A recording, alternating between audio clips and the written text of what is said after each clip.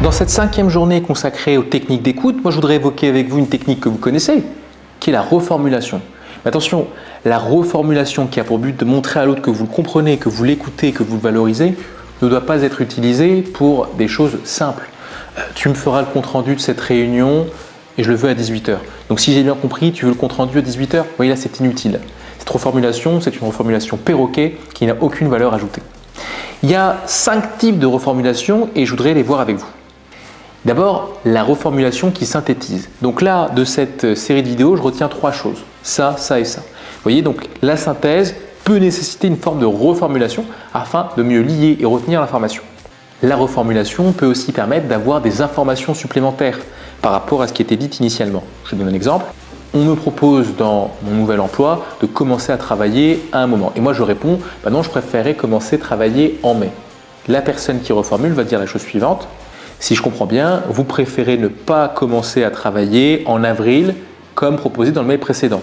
Point d'interrogation. Et là en fait ce que dit la personne c'est j'ai besoin de plus d'informations pour m'assurer que nous nous sommes bien compris et peut-être justifier de ce choix de votre part. La reformulation peut aussi aider à se recentrer sur le sujet. Je suis en réunion, ça part un peu dans tous les sens.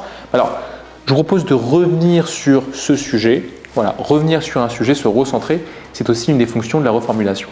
Une fonction d'interprétation, ce projet n'a pas marché, je reformule. En d'autres termes, s'il n'a pas marché, c'est parce que. Vous voyez, je vais reformuler l'information pour là aussi apporter des précisions, changer peut-être de point de vue pour expliquer ce qui est à l'origine, en l'occurrence, de ce projet qui n'a pas marché.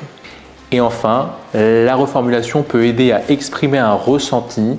Si par exemple, vous me dites voilà, moi j'ai vécu ça, etc., etc., bah, moi je vais résumer ce que je comprends en vous disant bah, tu as l'air de. Et après, je vais préciser ce que je pense derrière le tu as l'air de.